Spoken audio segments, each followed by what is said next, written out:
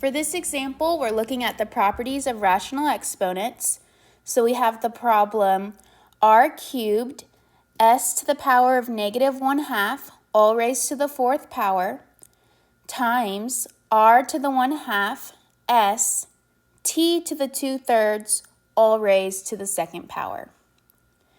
So properties of exponents say if we have this whole parenthesis set being raised to a power, we can give that exponent to everything inside of the parentheses. So we're going to do that first.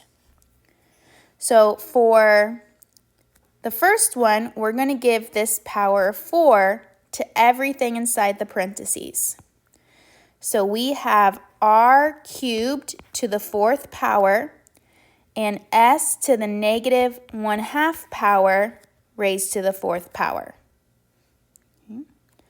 We're going to do the same thing with the 2 in the second parentheses.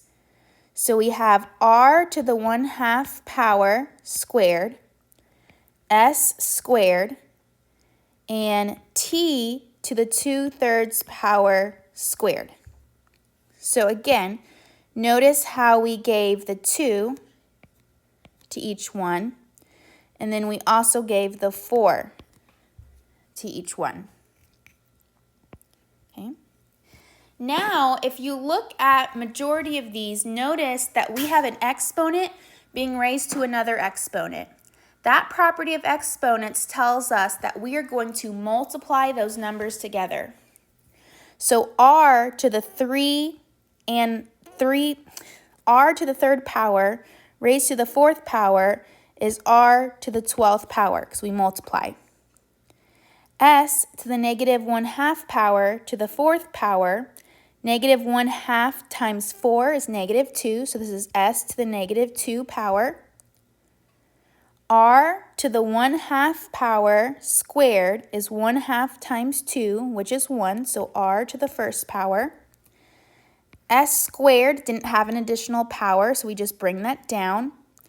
And then t to the 2/3 power squared tells us we do 2/3 times 2, which is 4/3. So t to the 4/3 power. Okay.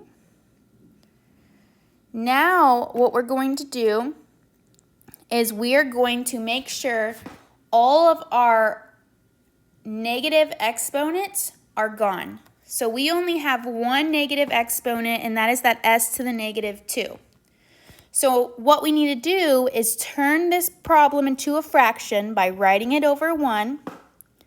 And we are going to move that s to the -2 power down, and that's going to get rid of that negative power. So then this is r to the 12th, r, s squared, t to the 4/3 all over s squared. Okay. When we move that s to the -2 down, it got rid of the negative. Now, looking at this problem, notice how we have x squared divided by s squared. They're the exact same, so we can cancel them.